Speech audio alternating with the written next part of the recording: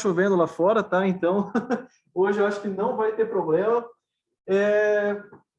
Para quem não conhece ainda, né, o professor Jesué, ele já é autor de alguns livros na área de refrigeração. Se vocês forem utilizar ou acessarem agora o site da Amazon, vocês vão ver alguns livros lá que já estão disponíveis, tanto como e-book como livro físico, né? E a gente tem aqui um livro também, um dos livros do professor, né? Que é a Introdução à Tecnologia de Refrigeração e da Climatização, tá? Que eu, como professor que já dei aula de refrigeração num curso de engenharia mecânica, utilizei como base para estar passando para os alunos, porque ele condensa um conteúdo que não é simples, é extremamente complexo quando a gente começa a se aprofundar numa linguagem um pouco mais acessível, principalmente para o pessoal da engenharia mecânica, ou talvez até quem está na engenharia civil ou arquitetura querendo entender um pouco da refrigeração para melhorar os seus projetos. É uma linguagem um pouco mais acessível, ele tenta trazer esse lado para que a gente consiga entender a complexidade do mundo da refrigeração num texto que a gente consegue facilmente ler ao longo de um semestre e estar estudando, tá bom? E já está na terceira edição, Introdução à Tecnologia de Refrigeração e Climatização. Bom, professor, esse livro aqui começou a escrever em que ano que começou a escrever esse livro? 2002. 2002. Faz quase 20 anos. 20 anos. E essa terceira revisão aqui, essa terceira edição? Foi agora em 2019. 2019. Show de bola. Então, pessoal, que queira se atualizar aí, ó, eu vou deixar aqui bonitinho para a gente estar falando. Queria falar do livro, dizer assim, ó, que quando eu entrei lá como substituto da Escola Técnica, uma das coisas que eu analisei, eu sou do Campo São José do IFSC aqui, né, da Grande Florianópolis. O Campo São José, para quem não conhece, é um campus com uma arquitetura muito bonita, tijolo à vista, tal. Me chamou a atenção primeiro a estrutura física da instituição, era muito bonita. Me chamou a atenção que é uma das escolas mais bonitas que eu tinha visto. Mas quando eu fui pegar o material didático que me convidaram para dar aula, fui no Xerox, né, no posto de vendas, eu me decepcionei que não tinha um material didático de boa qualidade, a impressão ainda não tinha, impressoras boas, né? Então era um material didático ruim. E quando eu fui procurar livros da área, me decepcionei mais ainda. Então, uma das coisas que eu me comprometi, assim que eu cheguei no Campo São José, na antiga Escola Técnica Federal, foi com o material didático. Então, eu comecei fazendo primeiras apostilas, eu sou desenhista, então eu gosto de desenhar e ilustrar. Então, esse livro toda ilustração eu mesmo que procurei fazer, algumas ilustrações aí dos meus colegas ex-alunos, Samid, por exemplo, que me ajudou muito, o Edilson Frutuoso, tenho que fazer aqui uma menção, mas eu passei a carreira inteira produzindo inúmeros materiais, inclusive videoaulas, né? Porque hoje tem YouTube, mas lá atrás, antes do YouTube, em 2002, a gente gravou as principais videoaulas práticas de refrigeração. E naquela época era fita cassete, a gente depois já gravou em DVD e hoje está aí disponível no Brasil afora no YouTube. Antes do YouTube, nós já tínhamos cursos de EAD, de formação inicial continuada, usando videoaula, que é algo também que complementa a formação. Era usado tanto para o presencial quanto para o aluno que estava à distância, né? Então, o material didático é uma das áreas onde eu mais me dediquei ao longo da carreira, porque eu acredito que é importante transformar o que é complicado de uma maneira simples. Eu me lembro que na engenharia mecânica, a reprovação na disciplina de refrigeração era da ordem de 35%, 40% em cada semestre. E eu fui monitor também de transição de calor ali, trabalhei muito com o professor Cláudio Mello, né? O grande e saudoso professor Cláudio Mello, e eu acompanhava, eu dei muitas aulas para estudantes da engenharia mecânica que não conseguiam passar na disciplina, porque eles ficavam apavorados e tal. Então, aí, quando eu fui entrar na escola técnica, foi interessante que eu tive que estudar muito, né? Porque eu não tinha mestrado nem doutorado naquela época, concorri com várias pessoas com mestrado e doutorado. E aí eu passei ali 2 meses, 1 mês e meio, 2 meses, estudando a 12, 15 horas por dia. E aí eu peguei as provas do Cláudio Mello, do professor Clesar, de 10 anos anteriores. Eu resolvi quase todas. E aí, quando eu terminei, eu produzi um caderno com 100 perguntas e respostas, com provas resolvidas de refrigeração. Esse material eu deixei lá na engenharia mecânica do Xerox. Né? O Cláudio Mello até brigou comigo, né? Falou, pô, aí eu vou ter que fazer provas novas, né? Mas é isso, eu fiz isso. Então, assim, desde aquela época vem essa minha preocupação com o material didático. Eu sei que aquelas provas resolvidas poderiam ajudar as pessoas a aprender melhor a refrigeração. E aí foi aquele material lá atrás do meu concurso, foi uma base para o livro, por incrível que pareça. Nossa. E uma das coisas que eu consegui utilizar do teu material também, além do teu livro, já em aula e já passei para divulgar, e sempre que eu posso divulgar, eu divulgo para os meus alunos, é o teu canal do YouTube. Não sei se tu pode passar o canal do YouTube pessoal para eles terem acesso. Qual é o... GESUE, refrigeração e climatização. Ficou bem simples, né? JESUE, refrigeração e climatização. Você bem disse, né? Esse canal, ele começou agora, ali em 2015, praticamente. Eu fazia, então, videoaulas e mandava para o DVD. Não tinha um canal, eu tinha algumas aulas publicadas. Mas, quando o YouTube se popularizou bastante, e eu percebi a abrangência, né, e a capacidade de disseminação, eu comecei a organizar videoaula. Aos poucos. Aí, primeiro, eu tive dificuldade. Como é que eu vou gravar videoaula? Eu tentava gravar primeiro no laboratório, alguém filmando, aí dava reflexo. Eu não tinha estúdio, né? Aí eu tive essa ideia de pegar um tablet, uma canetinha e começar a fazer videoaula. E acabei me adaptando bem com alguns programas de edição online, que hoje eu consigo fazer videoaula direto.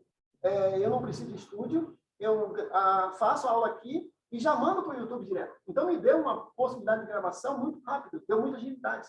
Antes eu tinha que renderizar, eu tinha que editar, isso me tomava muito tempo, eu não tinha esse tempo. Então, o canal me possibilitou divulgar tanto refrigeração prática, quanto termodinâmica, estatística, mecânicos sólidos, projeto de ar-condicionado, projeto de refrigeração, eletricidade básica, que são conteúdos que a gente estuda ali na refrigeração. São hoje mais de 1.500 videoaulas, na ordem de 5 a 10 minutos cada. Inspirado no grande americano Salman Khan, né, da Khan Academy. O Joaquim me presenteou o livro do Salman Khan, e é um exemplo, sim. É um personagem, né, que criou uma maneira de ensinar por videoaula. Ele, pessoalmente, fez mais de 4.500 vídeos. Nossa. Antes de criar a Khan Academy. E chamou a atenção de Bill Gates, que patrocinou com $1 milhão a Khan Academy. Então, ele estudou e teve acesso a muitos estudos, né? Ele estudou também, acho que em Harvard e tal, e ele diz o seguinte, que o tempo de retenção de um aluno não passa de 8 minutos. Então, quando a gente está lá na sala de aula, e a gente está muito empolgado, muitas vezes o aluno não está com a gente. Aí eu lembro do Samuel, está comigo? Samuel sempre fala isso na aula, está comigo? Então, assim, o que acontece? O aluno viaja, o professor viaja e o aluno viaja mais ainda. Então, eu entendo que o que ele quis dizer é o seguinte, olha, consiga a atenção do aluno rápido e mude o estímulo. É o básico da didática, variação de estímulos. Por isso que eu comecei a fazer isso em aula. Uma aula de 45 minutos, 50 minutos, pega 15 minutos de resumo da matéria do dia. Dá um trabalho de 15 minutos para eles fazerem, e nos últimos 15 minutos você corrige. Sempre usar blocos. Sim. Porque para você não ficar... Quando eu comecei, Alex, eu enchi o quadro. Eu adorava fazer quadro grande, dar um monte de conteúdo. Quantidade nem sempre é qualidade. E aí a gente lembra sempre o saudoso professor Hipólito, né, que era um grande contador de história.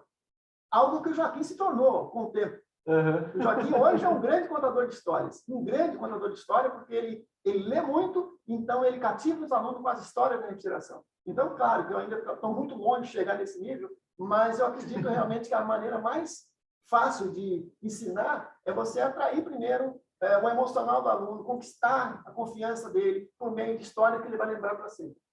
Um dia eu encontrei um aluno do Hipólito aqui no Pedra Branca e ele me contou uma aula do Hipólito inteirinha, depois de 25 anos. A aula completa. Eu fiquei assim, não acredito que ele lembrou de todos os detalhes da aula dele, porque ele contava por forma de história. É o Hipólito. Show de bola. Pessoal, agora, para a gente não se distanciar tanto do conteúdo, a gente hoje vai falar sobre a cadeia do frio, né? E para quem não está acostumado ainda com o setor da área de refrigeração, né? Então, os alunos aí da engenharia mecânica, engenharia civil, arquitetura, engenharia de produção, todos esses alunos, seja da Unisul, seja de qualquer instituição que esteja nos assistindo, que ainda não tiveram contato com o mundo da refrigeração, talvez não saibam o que é a cadeia do frio e nem entendam qual é o tema de hoje. Professor, pode nos dar um breve resumo, inicialmente, do que é a cadeia do frio, para quem está assistindo e não conhece ainda? Perfeito. Primeira coisa, dizer o seguinte, a refrigeração muda o mundo. Meio forte, né? Mas eu assisti ali a brilhante apresentação do professor Joaquim, ele contando desde o desenvolvimento, né, da história do William Cooley, né? em 1756, os primeiros artefatos de refrigeração, é uma história incrível. E é uma história realmente que modifica o rumo da humanidade. O Joaquim sempre gosta de dizer, não existiria uma grande cidade com 10 milhões de habitantes se você não tivesse toda uma cadeia de logística de abastecimento. Afinal de contas, eu sou do interior de São Paulo, Marília, lembrança com a minha cidade natal, Marília, ali, onde a gente criava galinha no quintal, criava porquinho no quintal. Era assim, o interior é assim ainda em muitos lugares, né? Não é nada de errado. As pessoas tinham uma pequena produção da sua horta, então muito do que ela consumia era produzido no próprio quintal. Agora você vai para uma cidade grande e você não produz nada, como é que você vai comer? Então você precisa de toda uma cadeia de abastecimento. Então, a cadeia do frio, e aliás, a cadeia do frio é muito interessante. Agora que essa história da vacina da Pfizer é que começou a falar um monte de refrigeração. Porque o Brasil sempre foi um grande país com campanhas maciças de vacinação em massa. Campanhas em massa, né? A gente vacinava facilmente no final de semana 50 milhões de pessoas, né? Crianças, né? A poliomielite, por exemplo, a gente sempre teve vocação para fazer bem feito. Mas, para isso, se usava o quê? Vacinas que podiam ser armazenadas a temperaturas em refrigeradores comuns, né? 6, 4, 8 graus. Agora, quando você pega uma vacina, como a da Pfizer, que tem que ser armazenada a menos 70, menos 80 graus, começou a complicar. Por quê? Porque não é todo local que tem esse tipo de equipamento. Os Estados Unidos têm uma cadeia do frio muito mais robusta que a nossa. Então, eles conseguem fazer mais isso. Então, como é que isso foi resolvido? Geralmente, centro de pesquisas, algumas universidades, alguns centros especializados têm esses freezers de ultra frio. Então, o que aconteceu? Algumas capitais receberam da Pfizer, aquelas que têm. Santa Catarina recebeu, algumas cidades. Mas não é um tipo de vacina fácil de se distribuir, porque você não vai encontrar isso no interior do estado, muitas vezes. Então, vejam, isso é cadeia do frio. É você ter uma capacidade de retiração para atender. Então, como é que a Pfizer resolveu? O Brasil comprou as vacinas, não uma quantidade como as outras, e a própria Pfizer desenvolveu um container refrigerado, com gelo seco, e que mantém a capacidade por volta de menos 30. Com isso, o tempo de armazenamento, que era, se for a menos 80, menos 70 graus, fica em 6 meses. A menos 30 reduz. Então, como o consumo está sendo muito rápido, não tem sido um grande problema. Mas você concorda que quando você precisaria armazenar bem frio, você aumenta a temperatura, você reduz o tempo de vida. Essa é a lógica da conservação. Então, daí vem que é um exemplo concreto da cadeia do frio. Mas a cadeia do frio tem uma definição bonita, né? Blockchain, né? Assim, ó, cold chain, acho que é isso, né? O que acontece? Desde ali, a produção, a colheita ou o abate, né? Você tem ali o suíno, o frango, o bovino, né? Você tem o abate, ou você tem a produção. Eu vou dar 2 exemplos aqui de Santa Catarina, que é um estado fantástico em 2 áreas principais, que é a suinocultura, né? E a questão das maçãs, a fruticultura. Então, Santa Catarina é um dos maiores produtores do Brasil de maçãs, né? Bastante de boa qualidade, né? E isso aí demanda o quê? Você faz a colheita. Quando você faz a colheita, você tem que fazer um trabalho se você quiser manter essa maçã por um bom tempo, você vai ter que armazenar. Só que aí começa o probleminha. Esses dias eu vi uma reportagem no jornal do almoço, onde mostrava que da saída da fazenda até chegar no entreposto, no primeiro posto de abastecimento, já tem uma perda de 10%, porque as estradas são esburacadas em São Joaquim, ali naquela região. Então, a gente vai perdendo muito já no primeiro transporte. Então, esse primeiro transporte não é frigorífico. Aí você chega no posto de seleção. Esse posto de seleção, a maçã, então, ela passa por uma limpeza, né, por um processo de separação, de seleção, e ela vai para grandes câmaras frias com controle de gás carbônico, inclusive. Então, você reduz a quantidade de oxigênio, troca por CO2, reduz o metabolismo basal e você consegue manter a maçã por mais tempo. Nossa. Então, essa é uma técnica que eu conheci quando eu entrei na escola, a primeira viagem de estudos, a gente foi para Freiburgo, para conhecer a Renar, essas empresas. Hoje tem a Sanjo, tem um monte de empresas de frigorífico lá. O que tem a ver com a cadeia do frio? Primeira coisa, a maçã foi colhida, foi armazenada, aí ela vai para um centro de distribuição. Alguém tem que levar, precisa de um caminhão refrigerado. Esse caminhão refrigerado faz parte da cadeia do frio. ele vai levar primeiro para um centro de distribuição. Vamos pensar aqui. Santa Catarina tem 3 grandes redes de supermercados, né? Que acho que é o Angeloni, o Bistec e tem outro, o Giasse, que são tudo de Criciúma, engraçado, né? E esses 3 redes têm centro de distribuição, né? Perto das grandes cidades. Então, você tira vamos dizer assim, das câmaras frias de Freiburgo ali, São Joaquim, e vai trazer para um centro de distribuição mais próximo do consumo. Depois dali, de novo, o caminhão vai ter que levar para o mercado. Vamos pegar ali o Ipo, o Big, esse tipo de mercado, sei lá, Angeloni, que tem aqui na região. No mercado, ele também tem câmara fria. A armação vai ficar na câmara fria. E um pouco vai para a prateleira, para o expositor. Depois a pessoa vai comprar, vai levar para casa, vai botar ainda às vezes numa cestinha, ensinamento, vai botar na geladeira. Então, a cadeia do frio vai até a gente lá na nossa casa. E nesse processo todo de alimentos, se eu somar tudo, tem um estudo que diz que a gente desperdiça em torno de 30% da produção de alimentos no Brasil. 30%? 30% total. Quase 1/3 de tudo que a gente produz de alimentos perde.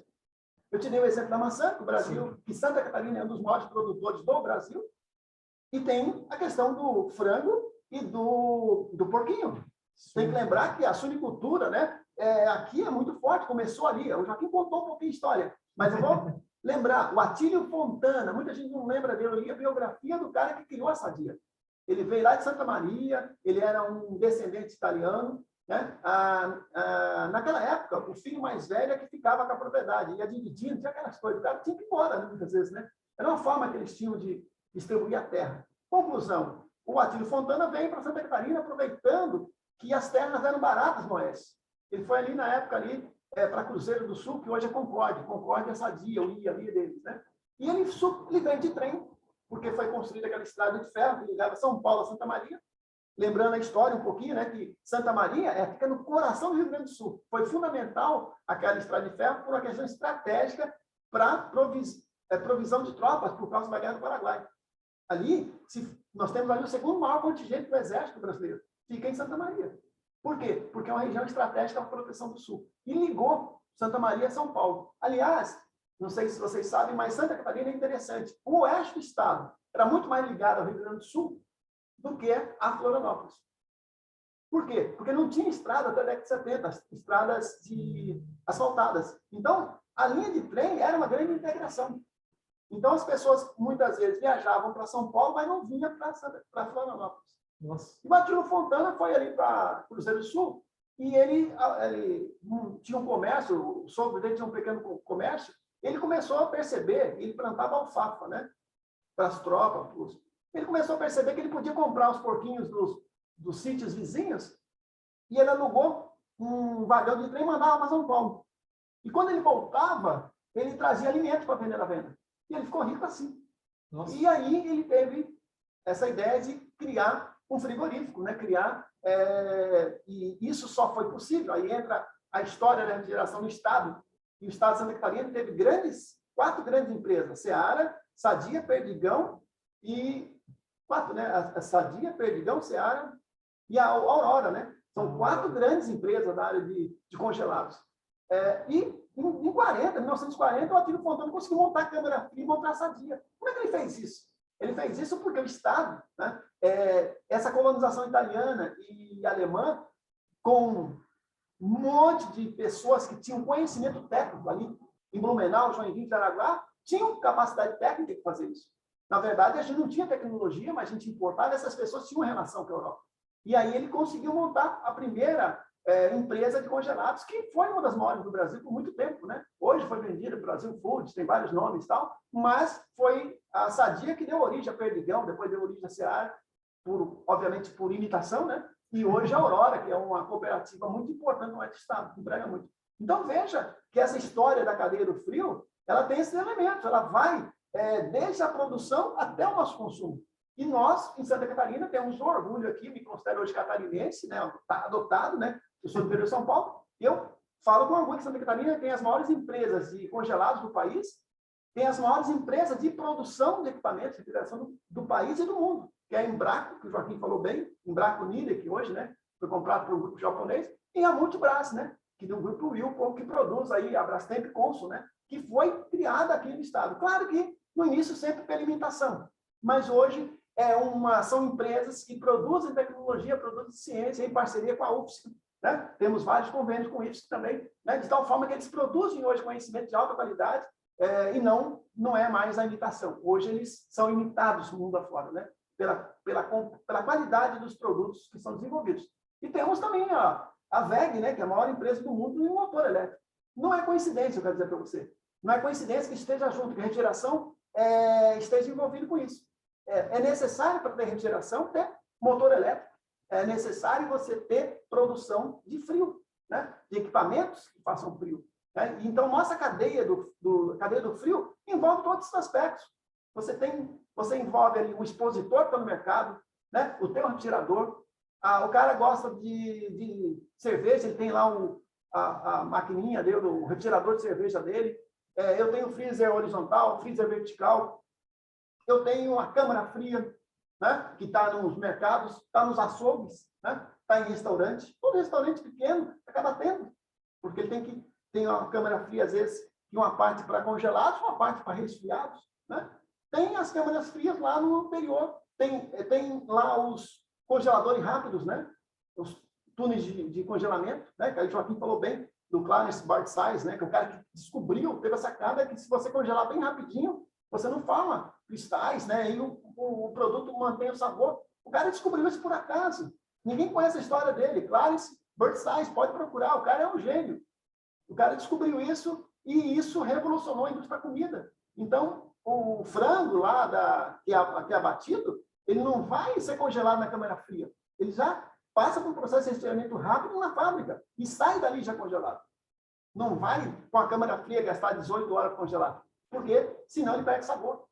Então, a cadeia do frio é tudo isso. Agora, me assusta também, quando teve a greve de caminhoneiro em 2018, não sei se você lembra disso, quanto aquilo significou de compreender o que é essa cadeia do frio. Porque os produtos se perderam no caminho. Né? Animais foram sacrificados por falta de alimentação. Então, aí você depende do caminhão.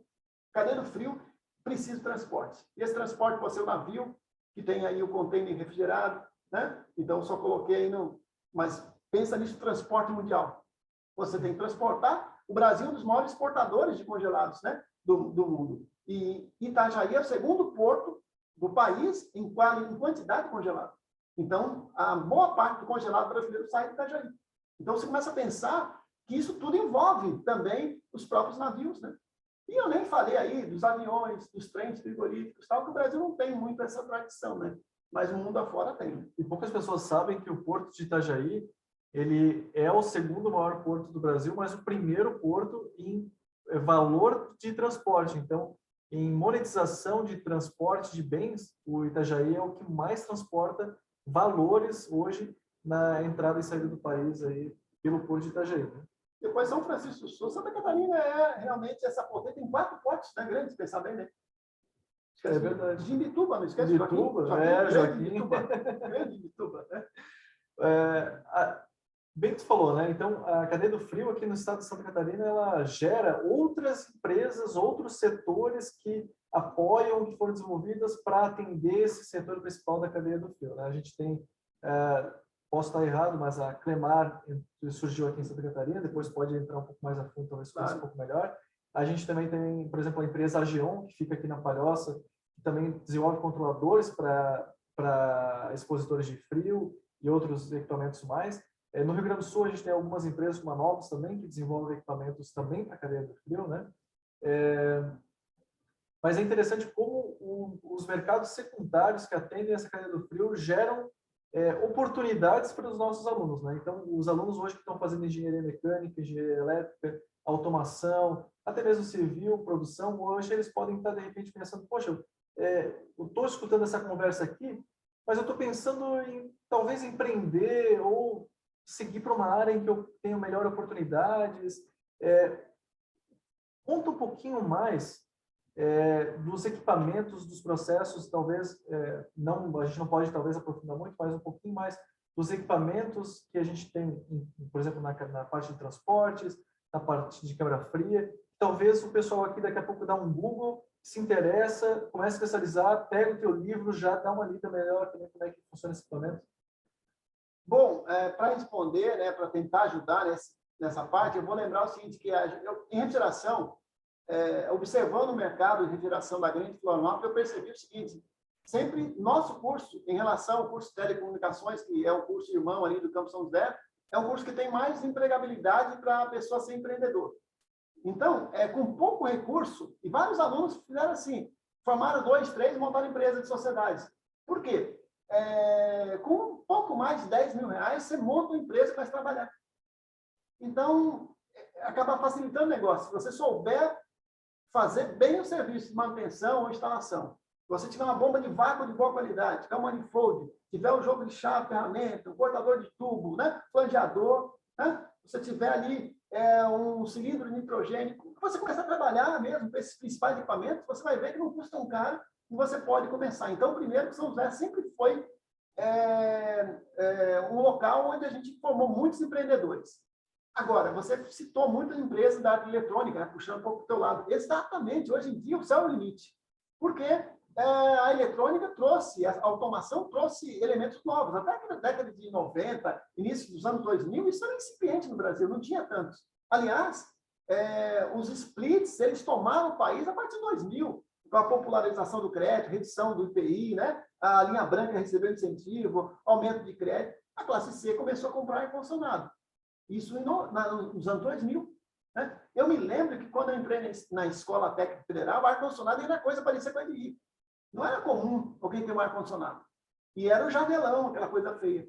De repente, entrou com tudo o mercado dos splits, né? Dos aparelhos divididos, né? Esses aparelhos que todo mundo conhece aí, tem unidade condensadora, unidade interna evaporadora, e eles são divididos, facilitam a instalação. Tal. E vieram muitas marcas. E aí vem também junto a automação no início, não tanto, mas hoje muita automação. Então, quando você pensa, então, assim, no setor de retiração, existem, vou dar um exemplo de um caso concreto. Teve um aluno meu, o Edson, vou fazer aqui a propaganda da Refrisul, o Edson, em 97, ele fez refrigeração. O pai dele tinha uma marcenaria. Né? Eu não sei contar a história dele bem detalhada, mas eu sei que ele juntou, ele me contou isso, que ele juntou o conhecimento de marcenaria do pai dele com o conhecimento de refrigeração, começou a fazer balcão frigorífico. No início, os balcões dele, ele ia por imitação, como todo mundo faz. Porque ele tinha que pegar um compressor, um trocador de calor, e o céu é o limite. De repente, hoje, ele é um dos maiores, né, empresas na área de balcões frigoríficos do Estado. Você falou da Clemar Engenharia. A Clemar Engenharia começou com o ar-condicionado, com o professor Carlos Clesar e o Martinalli. Acho que o nome dele direito, o Marte, é do Martinalli, né? Eu não sei exatamente o nome dele, mas o Carlos Clesar foi meu professor na UFSC. E ele montou a empresa na década de 70 e depois saiu. Saiu para se dedicar à docência. E a Clemar foi, ao longo do tempo, se especializando a tal ponto que ela entrou no mercado de telecomunicações, no mercado de containers condicionados. Por exemplo, quando você coloca uma torre de celular e você tem uma torre ali, geralmente os equipamentos ficam embaixo no container e tem que ser climatizado 24/7. Você não pode deixar, porque a comutação, o sinal, a transmissão ainda depende de contato elétrico, tem muito isso. E tem aquecimento. Então, você não consegue gerar uma antena, fazer ela funcionar sem climatização. E a Clemar aproveitou esse nicho, e hoje a Clemar ela é uma das maiores empresas do Brasil, e inclusive tem ações no mundo todo, ela tem trabalho no mundo todo, para a telefonia. Então, ela se tornou um case sucesso de união da refrigeração com a telecom. Engraçado, né? Porque a gente chegou lá, quando eu cheguei em São José, ninguém gostava, refrigeração, vou consertar a geladeira. Tinha um preconceito. Tinha preconceito. Eu lembro que isso me magoava muito. Por quê? Porque eu adorava a refrigeração, eu me esforçava para dar uma grande aula e tinha sempre um ou outro fazendo piadinha. Hack é um subcurso. Por quê? Era o momento da telecom. Tudo só se falava na privatização das telecomunicações, no celular, no computador, em redes. É o início, então era desleal a competição. Né? E na verdade, tem espaço para todo mundo. Eu sempre brinco hoje que não tem um telefone que funcione sem um ar-condicionado. Porque não tem internet que funcione sem um ar-condicionado. Aliás, em São José, nós temos um data center. Nosso data center, ele é um POP da RNP. Aliás, acho que a própria Unisul está conectada ao nosso POP ali. Aqui. Então, porque ela distribui para Grande Florianópolis. E lá, esse data center precisa ficar climatizado o tempo todo. Quando cai o ar-condicionado, aquele negócio não funciona.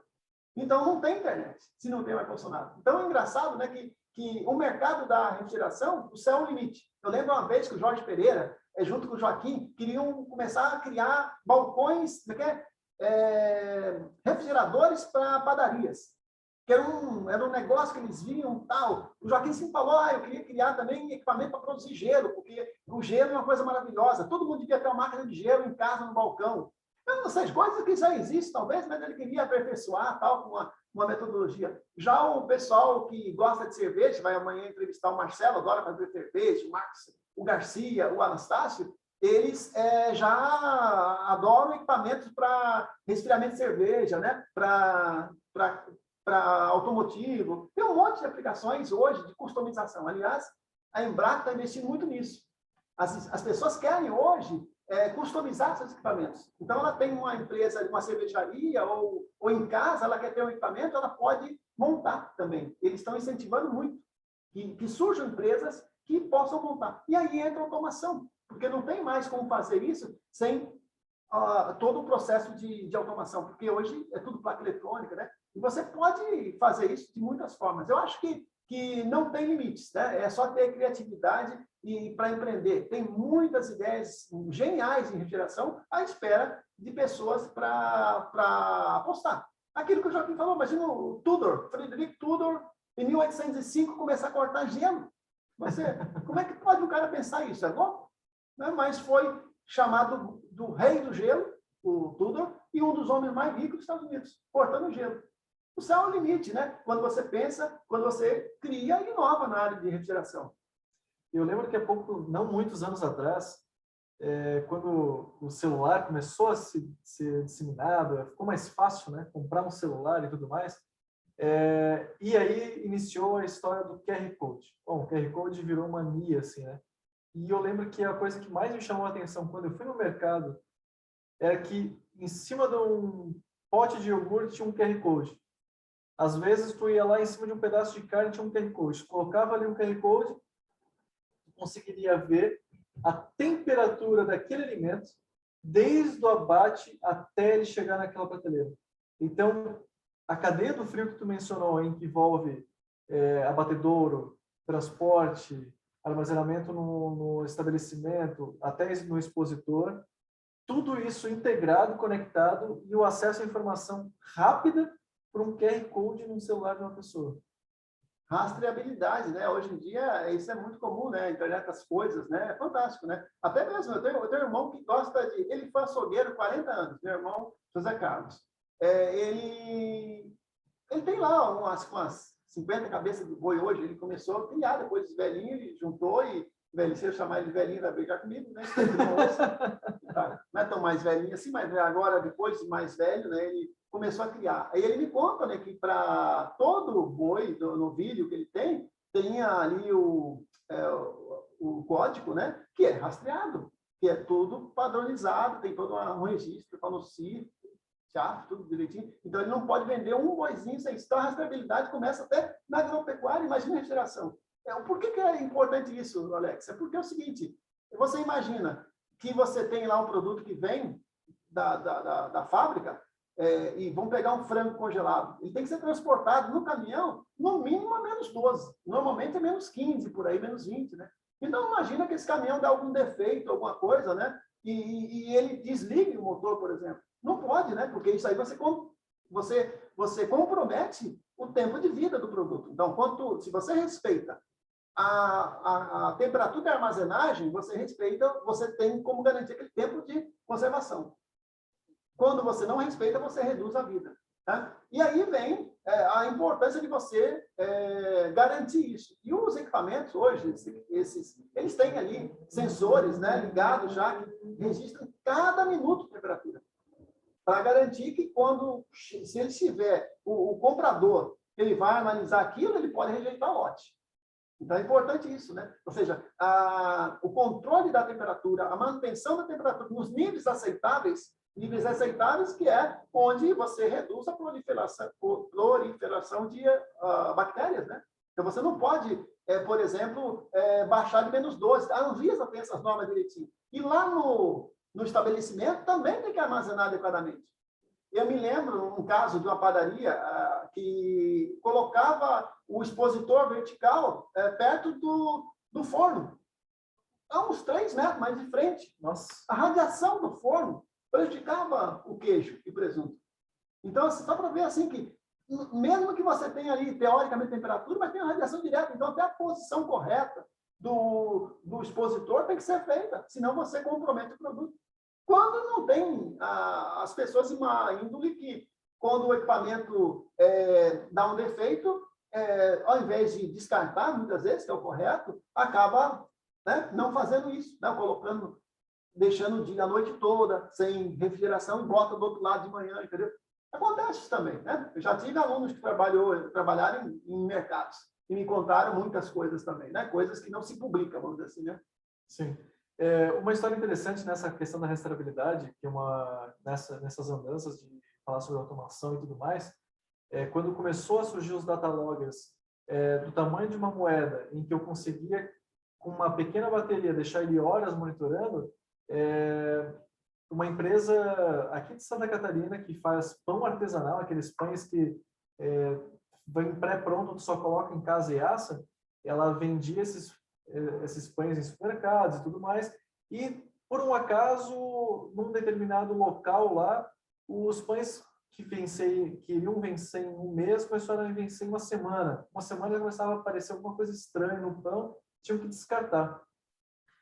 Investiram um tempão procurando o que tinha acontecido com a fórmula, os fornecedores deles e tudo mais. Até que um dia alguém resolveu pegar um data logger desse do tamanho de uma moeda, colocar junto com os pães e botar no caminhão e ver o que ia acontecer. Quando chegou lá no outro lado, o cara pegou de novo o data logger, conectou no computador, ele descobriu que durante meio-dia a 1h da tarde, a temperatura do caminhão começou a subir. Porque o caminhoneiro ele desligava o caminhão, ia almoçar e voltava e continuava a viagem. Então, por conta de 1 hora do caminhão no transporte desligado, estava afetando toda uma cadeia de uma fábrica de produção de pães. Então, a importância da refrigeração para que, por exemplo, indústrias como essa consigam ser sustentáveis. Aqui, por exemplo, aqui na Palhoça, aqui pertinho de onde a gente está, tem uma fábrica aqui de calzones e lanches congelados que distribuem para todas as regiões aqui. Famosa no calzone, começou no Capitão Gourmet da Trindade e eu era cliente em 90, antes de ser estudo. É mesmo? Sim, quando eu era estudante, a gente comia no Capitão Gourmet, que ficava ali na Trindade, na frente do Banco do Brasil ali, e era um restaurantezinho simples. Eles descobriram a receita do mini calzone e com isso fizeram a franquia. Hoje tem como mini calzone Brasil todo. Nossa. Mas começou ali na Trindade. Um restaurantezinho. Inteligência. E a cadeia de refrigeração, concorda? Aliás, na minha época de graduação, tinha também um amigo que trabalhava numa empresa que trazia pão de queijo. Pão de queijo congelado. Aliás, pão de queijo congelado é um grande mercado. E também frutas congeladas. Imagina esse açaí, essas frutas, né, que tem na região norte e nordeste, que são desconhecidas do sul. Você traz descongelado. Então, olha o mercado que tem em relação a isso. E eu queria dizer também sobre a questão dos caminhões, né? Porque é o seguinte, não tem mágica. O caminhão, para ele manter refrigeração, você tem que manter ele ligado, o motor, ou você colocar na tomada. Então, quando o caminhoneiro, às vezes, está no transporte, ele para no posto, tem postos que tem, né, as tomadas adequadas. Então, ou você tem que deixar o caminhão ligado. Agora, depende da índole da pessoa. Por isso que é importante hoje a automação e o data log, né? Que você hoje, se o cara fizer isso, vai ser pego. Não tem como enganar o equipamento. Por isso que é importante que a cadeia do frio seja cada vez mais automação, né? E consiga realmente saber exatamente como está o produto em cada momento, né, do trajeto. Se você não conserva no transporte, você quebrou a cadeia do frio. Então, a cadeia do frio, para o produto ter o tempo de armazenagem, está previsto, porque é feito teste, experimento para isso. Aliás, lá em casa nós temos uma piada, né? Às vezes a gente pega lá o iogurte tal, vence hoje, dia 11 de agosto, então a gente fala, ó, meia-noite vai vencer. A gente brinca, né? É claro que não, né? O fabricante não é bobo nem nada, né? Ele já dá uma segurança, mas ele coloca, é melhor consumir nesse período. E o mais engraçado também, às vezes você pega um produto, você abre. Quando você abre, o fabricante não quer mais saber. Ele disse consumir em 3 dias. Né? Então, aí começa um problema seu. Porque você não sabe. Quando você abre um produto, abre um doce. Está lá, vale até tanto. Mas depois que você abre e contamina, né? Você não sabe se ele vai durar aquele tempo todo. Então, sempre essa incógnita. Né? Eu sempre tive muita curiosidade. Aí comecei a ler um pouco mais sobre alimentos, né? Tempo de armazenagem e tal. E é importante entender isso. Se você não conserva na temperatura certa, você pode reduzir o tempo de conservação, o tempo de uso.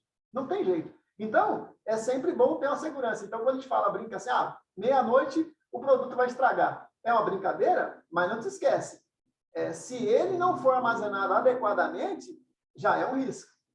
É verdade. Então, e o risco alimentar é muito grande, principalmente para criança e idoso, né? Que às vezes uma infecção intestinal, né? Ou pode causar um grande problema, né? Por conta de produto estragado. Então, eu entendo que é preciso levar com muita seriedade a cadeia do frio, porque tem que ter acompanhamento, tem que ter automação, tem que ter toda uma logística, né? Aliás, esses caminhões que transportam, esses caminhões, eles são monitorados hoje. Né? Então, eles sabem quanto tempo o caminhão ficou parado, quanto tempo ficou. Né? Então, as empresas, as grandes empresas, monitoram sua frota. Então, eles sabem onde está. Né? E isso é fundamental para não quebrar a cadeia do frio. Tá? Bacana. Agora, pensando um pouco no que a gente ouviu ontem e ontem, vou fazer um gancho porque a gente está vendo hoje. Né? Ontem a gente falou sobre inovação com o professor Carlos Boabadi e na segunda-feira a gente falou sobre história da refrigeração com o professor Joaquim. E para quem está nos assistindo, esses vídeos estão disponíveis no site, no YouTube oficial da Unisul, né? E depois a gente vai deixar também disponível em outros canais, no canal no YouTube da Alex na tela, e depois eu disponibilizo o professor Joaquim botar no canal dele também, que é disparado bem mais popular que o meu, né? Mas o que eu queria entrar pensando na área de tecnologia, onde existe mais oportunidade ou onde existe um canal de oportunidade talvez menos explorado ou talvez não de senso comum da cadeia do frio, em que os nossos alunos hoje eles podem pensar, pô, de repente eu poderia fazer um TCC naquilo ali, poderia talvez entrar no mundo da refrigeração por aquele canal, pode ser uma oportunidade. Quais seriam esses alunos canais? de que área você está falando? Engenharia mecânica? Pode ser engenharia mecânica. Vamos começar com a engenharia mecânica. Tá bom, vamos tentar devagar. Primeiro, vou tentar começar a responder, primeiro falando onde um técnico de refrigeração pode trabalhar, né? Eu vou falar daquilo que eu acompanho aí há quase 30 anos. Isso é muito importante. O técnico ele pode trabalhar ali tanto no projeto, né? Ele pode fazer projeto de câmara fria, ou projeto de sistema de climatização. O técnico tem limitação de autoria, até 5 TR. Agora, existe uma certa divergência, por quê? Agora, o técnico é o Conselho Federal do Técnico, que desvinculou do CREA. Mas o CREA preserva a atividade de projeto para engenheiro mecânico, muitas vezes, para refrigeração. Então, tem uma certa discussão aí que a gente não tem ainda muita clareza. Mas o que eu sei é que é certo. 5 TR significa 5 vezes 12.000 BTU por hora ou 60.000 BTU por hora. Dentro dessa faixa, os nossos alunos podem fazer projetos. Mas eles podem trabalhar como desenhistas, como orçamentistas, né? Eu conheço vários alunos que foram para a empresa, trabalhar com uma empresa que tem um engenheiro responsável, que eles fazem projetos, desenham, calculam, fazem levantamento de preços, né? Lista de materiais, né? Usam o AutoCAD, o Revit, todas as ferramentas necessárias, né? Então, o mercado do projeto é um mercado muito importante da refrigeração. Você pensar e planejar. Bom, todo o projeto tem que ser implementado. Aí você tem a instalação, né? A instalação você pode ser, vou instalar, sei lá, os equipamentos de um shopping, por exemplo, né? Eu vou ter todo o sistema de distribuição de água gelada, eu vou ter que posicionar os tubos, eu vou ter que instalar o chiller, vou ter que instalar os fan coils, né? Que são equipamentos que ficam na sala, vou ter que instalar os dutos, os filtros, né? Os sensores, né? Os atuadores. Olha a instalação como é ampla, né? Isso num shopping, né? Ou mesmo numa pequena loja, né? Você vai ter que instalar os equipamentos, unidade evaporadora, condensadora, filtros, né? Sensores, tal, e fazer tudo funcionar. O instalador faz isso. E podemos ir para câmara fria no oeste do estado, tem muita câmara fria, né? Por conta dos congelados, né? O cara vai ter que trabalhar com amônia, que é um fluido mais complicadinho, né? Que a gente já falou aí, o Joaquim já comentou na segunda-feira. É fundamental a amônia para a indústria de refrigeração, de grande porte, principalmente, né? E você depende dela, né? E você precisa de um técnico especializado também para isso, instalação. Veja que eu falei aí, tem tanta área comercial, a residencial e a industrial, né? E tem também A questão, o cara vai fazer manutenção. Muitas vezes o cara que instala não é o cara que faz manutenção. O cara que faz manutenção, às vezes, é um detetive, eu brinco. Porque eu tenho um cunhado que é formado técnico, o Joaquim também tem. Né? O meu cunhado é o Saul e o cunhado Joaquim, o Erlon. Ambos fizeram geração de São José. São ambos instaladores, de mão cheia, excepcionais como profissionais, e eles são especializados na manutenção, muitas vezes. Então, o meu cunhado é muito bom em manutenção. O Erlon, eu acho que eles instalam mais, né? Mas, detetive por quê? Porque o aparelho, apesar de ele ter os sinais eletrônicos, muitas vezes, se você pega a placa tal, nem sempre você tem a resposta por que ele não está funcionando. Então, ele vai fazendo um trabalho com o médico, né, que vai diagnosticar, tem que fazer, analisar, uma inspeção visual, analisa a placa, a parte elétrica, né, verifica se tem pressão, se não vazou fluido, né, etc. E tal. Tem uma série de... Você vai por eliminatória, né? Então, a manutenção é o cara que, muitas vezes, resolve problemas que o cara tem que pensar muito para resolver. Até, às vezes, tem que trocar um compressor, né? Às vezes tem que fazer um retrofit, às vezes tem que pegar e instalar outro equipamento novo. E tem a área de supervisão. Supervisão é o seguinte, tem pessoas que são especializadas em acompanhar todo o sistema do frio. Então, você tem uma grande empresa, você tem cara que monitora lá tudo, né? Que acompanha as temperaturas de cada câmara, né? Vê se o compressor não atingiu a temperatura, é o cara que supervisiona, né, os sistemas. Então, você tem aí muitas áreas de atuação. Aí você falou aí na área de tecnologia. Então, eu falei, para trabalhar um técnico ali. Engenheiro. Engenheiro pode fazer tudo isso também, né? Conheço engenheiros que fazem manutenção também de grandes equipamentos, né? Conheço engenheiros que fazem projetos e fazem instalação. Não há nenhum preconceito. O engenheiro pode fazer tanto a parte de projeto, quanto instalação, quanto manutenção, supervisão. A área é aberta. Agora, uma pessoa que está começando, né? Ela vai começar em refrigeração. O que é mais fácil ela começar, por exemplo? E eu acredito que é mais fácil ela começar, se ela quiser, você falou fazer um TCC, né? Para estudar, não é isso? Isso. Tá, vamos pensar aqui. Eu acredito muito hoje na área de conforto térmico, né? Estudar realmente as construções de materiais diferentes, né? Então, muitas vezes a pessoa está no curso civil, por exemplo, e o edifício construído tem normas hoje para a construção de materiais. Então, tem uma interface de civil com o mecânico muito grande. E pode ser uma porta de entrada para o cara começar a estudar os materiais que levam mais conforto. Se o cara gosta mais de computação, ele pode trabalhar com simulação energética de edificações, por exemplo, que é algo que tem um monte de programa, tem o Energy Plus, o Visual Joy, tem um monte de programa aí que você simula, né, edificação e consegue reduzir consumo. Hoje em dia, cada vez mais usados sistemas, por exemplo, de fotovoltaicos, né? Você pode ter refrigerador, eu lembro do trabalho do Gadu, do Samuel, né? Que é câmara fria alimentada por sistema de fotovoltaico, né? Isso é muito importante para regiões ribeirinhas, regiões onde não tem energia elétrica, né? Então, é uma tecnologia interessante que está ganhando muita atenção, né? Então, eu fico imaginando que depende muito do gosto da pessoa, né? Então, depende da área que ela está. Mas só essas três que eu te falei, acho que dá para um bom começo, né? Você tentar buscar situações híbridas, ou seja, que misture áreas, né? Então, misture automação, eletrônica, né? Com a parte de refrigeração. Eu imagino que tem tanto para câmara fria, por exemplo, né? Você fazer isso, quanto para a área de ar-condicionado, né? Conforto, por exemplo. Talvez seja isso, por enquanto, né? Bacana. Um dos nossos alunos que está assistindo, que já mandou mensagem no chat, o nosso aluno Emir, que está fazendo curso de engenharia mecânica, uma das perguntas que ele comentou, quando a gente ainda estava em aula, ele comentou sobre a tecnologia que você comentou antes, sobre a preservação da maçã utilizando... controle de atmosfera, né? Controle de atmosfera. Pode falar um pouquinho mais sobre isso, que eu, com certeza... Além do Emir, que já tem um pouco de conhecimento sobre isso, todo mundo vai, eu acho que se interessa um pouco nesse conhecimento. Por incrível que pareça, essa tecnologia é muito antiga. Como eu falei, em 93, quando eu fui fazer a viagem de estudo com os alunos do 4º ano da refrigeração, do curso técnico, o Joaquim estava junto, o Franco, lá em Freiburg já tinha controle de atmosfera por CO2. Então, é assim, ó, a maçã, ela está viva.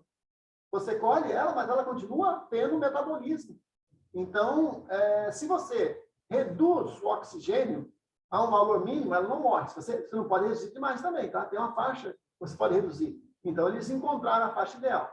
Então, você reduz o oxigênio e você tem uma geração de CO2 dentro da câmara fria. Então, quando você fecha a câmara fria, não pode entrar e sair toda hora, né? Claro, é uma câmara fria para ficar um grande período a maçã ali dentro. Quando você tira um pouco do oxigênio e coloca um pouco de CO2, você reduz o metabolismo basal dela. Então, ela vai demorar mais tempo para estragar. A maçã é muito sensível. Então, por exemplo, se você não pode conservar maçã com baixa umidade, porque senão ela resseca. Se você reduz muito a umidade, a câmara fria tem que ter umidade mais de 90%. Nossa. Porque senão ela perde água. Se ela desidrata, imagina você compra ali 10 mil toneladas de maçã, você vai ter 9 mil toneladas. Por causa da umidade. Então, tem vários estudos, né, pesquisas realizadas sobre a desidratação da maçã. Então, a temperatura da câmara, a diferença de temperatura do ar e do trocador de calor, do evaporador, faz diferença. Você não pode ter uma diferença muito grande. Quanto maior a diferença, mais desidrata. Então, por isso que para frutas, você tem que usar a diferença da ordem de 4 a 5 graus entre o fluido e o ar. Porque tem um ΔT, uma diferença de temperatura. Se for muito grande a diferença de temperatura, você leva um processo de desidratação maior das frutas. Então, vejam que esse controle de umidade na câmara e da presença de CO2 e de oxigênio é fundamental para ter uma longevidade. E, obviamente, quem tem maçã no período entre safra ganha dinheiro, né? Porque essa é a questão. Isso acontece nos grãos também, né? Se você tem uma capacidade de silos de armazenagem, de silos que protegem os seus grãos, né, da umidade, porque os silos também precisam receber ar quente, né, para pegar e secar. Um grão bem sequinho, ele não mofa. Então, quem tem área de silo, área de armazenagem, e por isso que tem muitas cooperativas que fazem isso, tem mais dinheiro, porque ela consegue colocar o produto no momento que é melhor, mais conveniente. E essa é a ideia.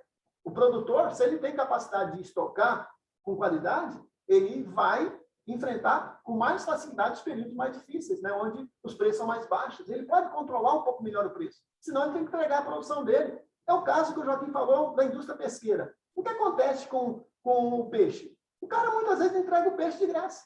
Quem ganha dinheiro? Quem ganha dinheiro é quem não tem capacidade de processamento rápido, né? Então, assim, não adianta pegar um peixe e colocar ele no teu congelador. Não é esse cara para ganhar dinheiro, porque não vai ter o mesmo sabor. Então, por isso que a indústria japonesa, não sei se sabia, né? Isso na década de 90 eles já fazem isso. Eles têm grandes navios indústrias, né? Então, o navio de pescado japonês, ele já é preparado lá dentro para fazer a pesca e já fazer toda a limpeza e refrigeração rápida, o túnel de congelamento e embalar no próprio navio. Isso é comum, na década de 90 já tinha isso. E as grandes empresas fazem isso. É o navio indústria, né? Então, isso aí gera, obviamente, muita renda, gera agregação de valor. O pescador, sozinho, por isso que muito pescador se alia em quê? Cooperativa.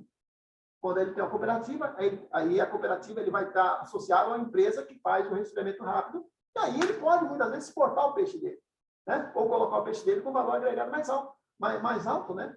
Então, você vai ali no mercado e compra um filé de tilápia por R$30, muitas vezes. Então, assim, o preço daquilo lá, para quem produziu, não chega a R$10. Nossa. Mas ele agregou valor. A refrigeração agrega valor. Aí o detalhe interessante. Imagina o que tem de congelado. Então, você vai no mercado, você começa a ver aquele balcão, hoje é pizza congelada, não é isso? Sim. Que é um mercado fantástico. Não, mas muita gente morando sozinho, muitas famílias reduziram, né? As pessoas, às vezes, compravam uma coisa grande e aí estragava. Hoje as empresas oferecem porções menores, já percebeu isso? Sim. Então, assim, as empresas têm muita criatividade. Então, a indústria de refrigeração, ela oferece muita oportunidade. O açaí, que é um produto que virou moda, não é isso? Congelado. Você tem ali a pizza, o hambúrguer, né? Então, você vai no mercado e é uma festa, né? Para isso. E o pescado é um exemplo, né? De que a pessoa sozinha não vai conseguir. Ele tem que entregar a produção dele a um preço de graça, praticamente. Quando, na verdade, se ele tivesse uma estrutura, ele conseguiria, né, agregar a receita ao produto dele, né? Eu acho que fica mais ou menos claro essa lógica aí do poder da pessoa que consegue controlar o estoque do produto. Show de bola. Se ele conseguir isso, ele tem mais poder econômico, né? Praticamente, a refrigeração ela entra para alavancar outros comércios que já existem ou até que permitindo que outros tipos de comércio, como tu falou, pizzas prontas e tudo mais, existam, né? Então, ela mudou a forma com que a gente vive, porque antigamente era comum, né? Pegava no início do mês, enchia um freezer dentro de casa de comida e ficava o mês inteiro comendo aquilo. Claro, inicialmente, antes disso ainda tinha aquela mini fazenda no quintal de casa com umas galinhas, né, uns porquinhos. Mas depois eu lembro dentro da cidade. Dentro da cidade. E depois eu lembro que era muito comum as pessoas pegar um freezer e encher de comida. Hoje, a tecnologia da refrigeração permite com que eu rapidamente passe no mercado e sempre tenha aquela disposição ali um alimento a qualquer momento. Eu não preciso estar preocupado com entre-safra e tudo mais, né? Vamos ver algumas perguntas que algumas pessoas já mandaram no chat. Mas eu queria fazer um gancho aí para te dar uma informação, um gancho aí. Antes de você nascer, o Brasil tinha uma inflação de 200%, 300% ao ano. Tá? Então, naquela época, o freezer cheio, que você se lembra quando você era criança, está brincando, é porque naquela época a pessoa recebia o salário e corria para o mercado para fazer compra. E ela tinha freezer. A pessoa tinha freezer em casa para colocar comida no mês todo. Hoje não tem mais sentido. Tanto que hoje o refrigerador reduziu a área de congelados. Mas as pessoas tinham muito hábito de freezers. Porque era necessário. Porque o dinheiro, o salário, ele tinha um remarcador, né? O cara mudava de preço todo dia. E isso levava a esse estoque. Hoje em dia, nós temos uma inflação mais ou menos controlada, né? Ainda tem dentro de uma faixa de metas aí de inflação, e a gente consegue ter uma cadeia de distribuição que tem muita oferta, muita disponibilidade de produto, e que não é necessário, salvo aqueles momentos, como diz a greve de caminhoneiro, que desestrutura a cadeia do fio. Ela bagunça tudo, porque você não tem um fornecimento, você não tem um abate, porque você não consegue. Milhares de frangos, de avezinhas foram abatidas. Os bois sofreram, os porquinhos sofreram, porque falta de ração.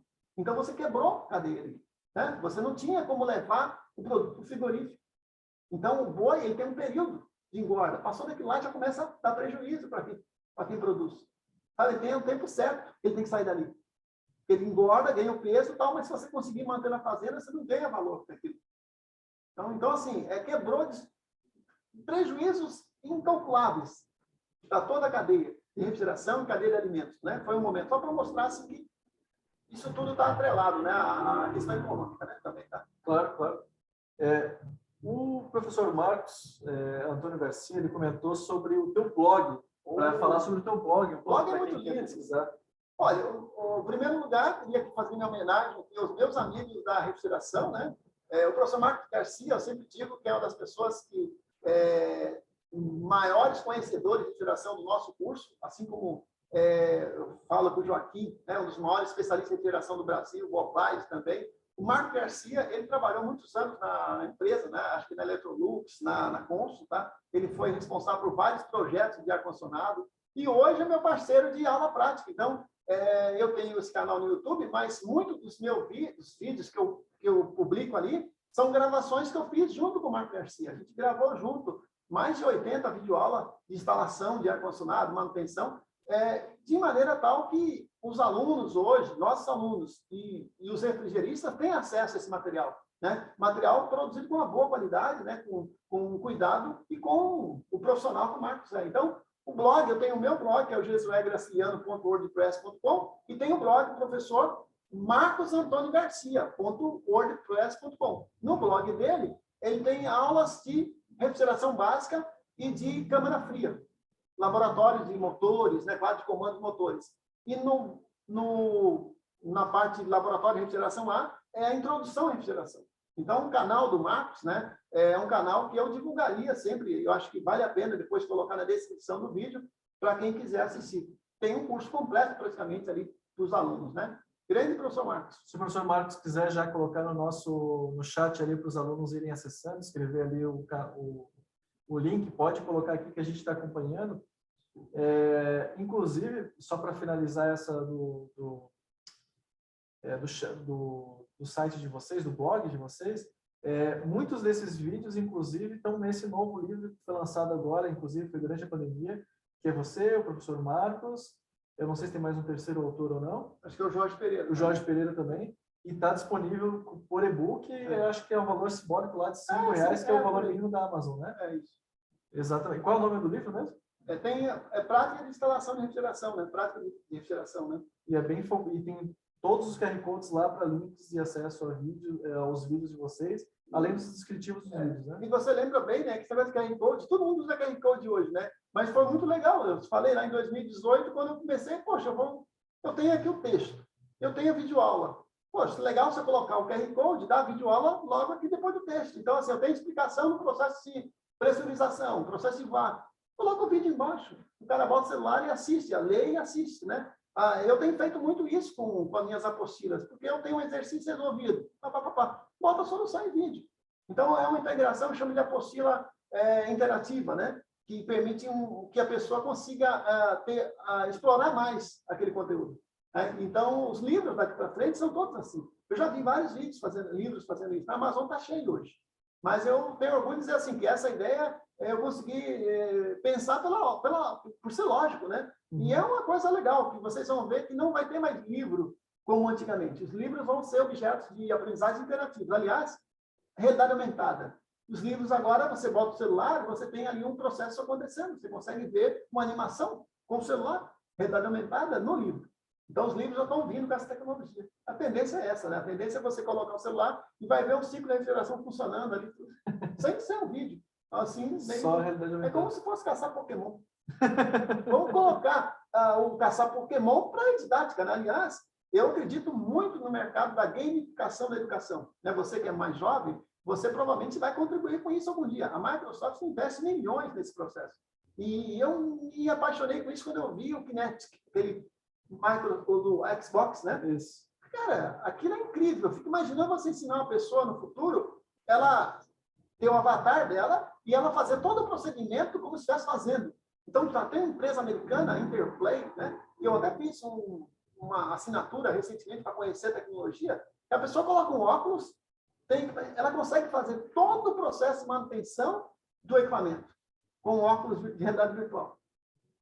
Então, assim, eu acredito muito nisso, que no futuro vai ser assim. Antes de você ir para o laboratório, você faz um autotreinamento. Porque a gente precisa condicionar nossos sentidos, condicionar o processo. Então, se você fazer, tem que saber bem a operação. Então, é importante fazer isso antes de ir para a prática. Então, eu acredito que a tendência da educação e da área técnica é por simuladores. Isso é muito comum, né? O cara que faz simulador de voo, por que ele faz? Não é. O cara que vai dirigir navio, tem simulador para navio, tem simulador para avião, né? Por que não pode ter simulador para técnico? Já tem. É que a gente não está difundido. Já existe isso mundo afora, só que a gente tem aquela demora, né? Eu até entrei em contato com a empresa, tentando buscar um demo, ter uma demonstração aqui, né? Um dia talvez a gente consiga, porque realmente ainda acho que não é o interesse deles. Porque tem inglês, talvez ele ache que não é o mercado brasileiro. Mas eu acredito muito nisso, né? A empresa tem todo o procedimento, uma empresa que é especializada em gamificação, né? Na realidade virtual. Pode falar de novo o nome da empresa? De repente, o pessoal já não Interplay. Interplay. Eu posso depois procurar de novo, eu boto um jeito. Se você procurar Interplay, vai ter. No meu blog tem, com certeza, tem um texto que eu fiz explicando isso, mostrando a importância dessa tecnologia. Isso é muito comum hoje. A Microsoft tem um sistema para a medicina, usando a realidade aumentada, para ensinar, né, o médico, porque ele tem que visualizar o corpo humano, e ele consegue fazer isso no espaço. Então, HoloLens, alguma coisa assim, eu também tenho no meu site lá. E aí tem um laboratório remoto, né, que é o sonho aí, o Joaquim estava fazendo um projeto muito bom nisso aí, que é você poder mexer no equipamento à distância. Você, em qualquer lugar do mundo, você vai lá e opera um equipamento de interação, analisa a pressão, temperatura. Então, nosso sonho é conseguir fazer isso. Ou seja, ter um laboratório que não precisa o aluno ir lá no campus. Ele possa fazer medições e interações à distância. O laboratório remoto permite isso. Não é laboratório virtual. Virtual, você vai dar um simulador, né? Está cheio de simulador por aí. Eu estou falando um laboratório de verdade remoto, né? Que a tecnologia tem de ir para esse lado no futuro. Né? Bem bacana. Um dos alunos que está fazendo uma pergunta aqui, inclusive, que a gente acabou de falar, é o Giovanni Rocha, aluno de Engenharia Mecânica da Unisul de Itajaí. Ele está perguntando qual é a dificuldade ou qual é a possibilidade, né, para as empresas utilizarem esse sistema de controle da atmosfera num congelador, num refrigerador comum residencial. Bom, imagino que isso não seria viável, porque, como eu falei, essa câmara fria ela fica um tempo grande, né? Sem você coloca aquele estoque lá dentro, não fica entrando e saindo. Então, é uma atmosfera controlada. Nas nossas casas, né, eu acredito que isso aí não tenha um volume que dê para essa tecnologia ser adotada. Não acho que faria uma grande diferença, né? A impressão que dá, tá? Eu acho que não tem muito sentido isso. Eu acho que funciona por causa da massificação, né? Do preço que você tem para investir isso. Posso estar errado, mas é a impressão que eu tenho, tá bom? Não, bacana. Uma das coisas que a gente falou bastante, tá, essa semana, e aí eu queria reforçar contigo, como é que o aluno de engenharia, que muitas vezes se forma sem um pouco de receio, pô, será que eu não me sinto preparado, talvez, para encarar um projeto de um sistema de refrigeração de grande porte? Qual é o caminho que ele deve tomar para estar tentando se especializar ou até se manter atualizado na área de refrigeração? Bom, a tua pergunta me dá um gancho para contar uma coisa, né? A primeira coisa, quando eu entrei no curso técnico de refrigeração, eu não tinha ideia da abrangência da área, em primeiro lugar. Então, eu fui contratado para ser professor de termodinâmica e de projeto de ar-condicionado. Então, eu não me interessava inicialmente, porque as minhas 16, 18 aulas eram focadas, né, nessas turmas. Então, você não tem tempo, às vezes, e você fica lá no laboratório, mais prático com o Jorge Pereira, tal, com o George, tal, que dá umas cadeiras práticas. Eu comecei a ter interesse mais para essa área logo depois dos 5, 6 anos, eu comecei a acompanhar e fazer videoaula com eles, tal, me interessar por isso. Então, primeira coisa, eu até hoje continuo aprendendo. Então, são quase 30 anos. Porque, olha, eu falei, eu não conheço nada praticamente hoje de ar-condicionado, climatização de aviões, por exemplo. É um sistema diferente. A gente não trabalha com isso. Nosso curso não é forte em automotivo, por exemplo. Né? Então, o automotivo é todo um outro procedimento. Né? Envolve também conhecimento automobilístico, né? Painéis de carro, tal, coisa que a gente não tem muita especialização. Nosso curso não tem, por exemplo, amônia. Não tem instalação de amônia, então a gente acaba ficando limitado. Então, o nosso curso é muito mais para comercial e residencial, se a gente olhar bem. A gente tem a teoria do todo, porque a base é a mesma, né? Eu sempre entendo que a base é a física, né? Então, eu digo assim, uma pessoa, ela tem que buscar especialidades, porque você trabalhar com refrigeração industrial é muito diferente de trabalhar, por exemplo, com a climatização de um shopping, ou com a sala limpa hospitalar, ou mesmo trabalhar só com a manutenção de um split, ou instalação de split, ou trabalhar, por exemplo, com balcão frigorífico, ou câmara fria, entendeu? De pequeno porte. Então, veja que a área é muito grande, trabalhar com transporte, com caminhões, você pode fazer manutenção de caminhões, ônibus, carros. Veja que tem os containers refrigerados, né? Então, a área tem uma abrangência muito grande. Né? Então, você precisa, a primeira coisa, focar. Né? Ninguém é bom em tudo na vida, não existe isso. Né? Eu, ao longo do tempo, eu sou um generalista, né? Eu tenho uma noçãozinha de um pouco de cada coisa, né? Porque eu sempre conciliei atividade didática com atividade de gestão. Então, eu sempre procurei manter acompanhando. Então, quando o livro me dá também um pé no chão, porque toda vez que eu vou revisar, eu pego dissertações, teses, começo a consultar, ver se tem uma tecnologia nova, tal, para fazer uma menção, pelo menos, né? Mesmo que eu não aprofunde, eu cito que existe aquela tecnologia e tal. Isso me dá um pé no chão, assim, de manter o foco na área, né? Então, eu imagino que a pessoa, poxa, eu quero trabalhar em projetos, tem que procurar quem são os projetistas de renome, tentar fazer estágio, né? Começar como todo mundo começa, de baixo, né? Devagar, né? Ah, mas eu não quero isso. Então, você vai procurar cursos especializados, tem alguns institutos ou empresas, ou mesmo a universidade tem cursos especializados de projetos, você pode fazer com um especialista, geralmente dado por grandes especialistas. Né? No Rio de Janeiro tem muitos cursos. Então, você vai fazer esses cursos. Eu tive a sorte de acompanhar o professor Clesar, né? Ou seja, que foi o fundador da Clemar, que me deu a minha orientação na área de projetos. Então, sempre discutia com ele e tal, aprendi muito com o Clesar. Então, e depois fui aprendendo também aí com alguns colegas nas empresas e tal, né? Que eu pude aí exercer. Mas eu acredito que o caminho é, primeiro, entender que a refrigeração é uma área muito abrangente, que você nunca vai saber tudo, né? Você vai ser especialista de um nicho, muitas vezes. A refrigeração é muito ampla e que você precisa, se você quer projeto, você tem que procurar quem são os grandes projetistas e dizer, eu quero aprender projeto de câmara fria. Porque aqui na Pedra Branca tem um amigo que amigo do Bobai, do Hermes, formou junto com o Joaquim, o Hermes Bento, né, que tem uma empresa só de projeto de câmara fria. Né? Usa Revit, usa BIM, toda a metodologia, né? Só faz câmara fria de grande porte. Então, ele é especializado em câmara fria, em conservação do alimento. Não sabe, provavelmente, trabalhar com shopping. Né? E eu tenho colegas que trabalham com projetos de água gelada, de chillers, projetos grandes, eficiência energética e tal. Então, primeira coisa, tem que dizer o que você quer trabalhar. Se é projeto de direção, de ar-condicionado. E procurar essas pessoas, conhecer essas pessoas. Né? E, obviamente, elas vão poder dar o caminho. Né? Com certeza, tá? Sempre tem espaço para novos projetistas. Eu falo isso porque vou citar aqui o nome do Emiliano Rocha, né? É um jovem projetista, engenheiro mecânico, tem mestrado no Brasil, no exterior e tal, e ele implementou a metodologia BIM, né? Que é a Building Information Modeling, né? Que é uma metodologia de trabalhar já as interferências no projeto, tudo em 3D, é um dos primeiros a implementar no Estado. E é um dos maiores projetistas do Estado, um jovem, bem jovem. Né? E também tem projetistas de renome, que já tem 70 anos de idade, que continua aí, o Ricardo Xerém, por exemplo, é um exemplo, o Rogers Farias, né? Então, só para citar esses dois ali, né? Tem o James Matos, que também trabalha na Clemar, que também trabalha há mais de 30 anos em projetos. Então, tem grandes especialistas, mas tem espaço para jovens profissionais. Eu tenho ex-alunos, por exemplo, montar empresa de projetos. Então, um exemplo, a Casa de Clima, por exemplo, né? Do Guilherme ali, do Rafael. Então, poxa, pessoal que foi atrás do seu sonho, né? Para ser projetista. Vai ter que estudar. Não, o importante é continuar estudando a vida toda e tentando se especializar, né? E tendo humildade, né? Para aprender cada dia. A palavra é humildade para aprender e correr atrás de quem sabe, né?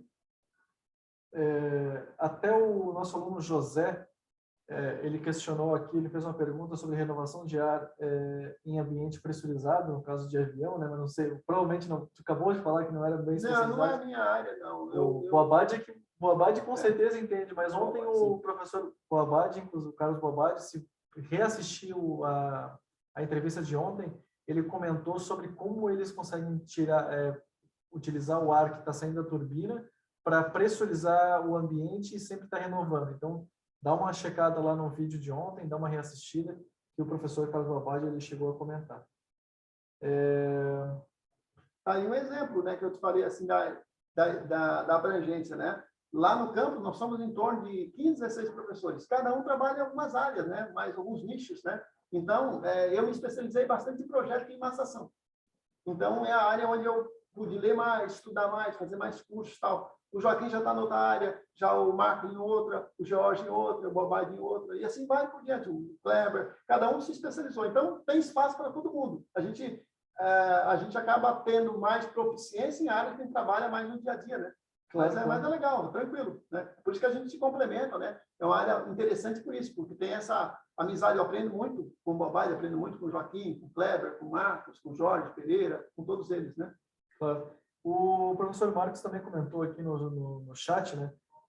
A gente falou muito sobre grandes empresas, grandes projetos, porque quando a gente fala um pouco sobre a cadeia do frio, né? A gente gente fala normalmente sobre equipamentos e projetos e grandes empresas, né? A gente falou da Seara, da Sadia, Perdigão, mas ele pediu para a gente falar um pouco sobre as necessidades de pequeno porte, como, por exemplo, mais locais, né? Como, por exemplo, pequenos produtores locais, agricultura, maricultura, que é um projeto, inclusive, do professor Marcos, né?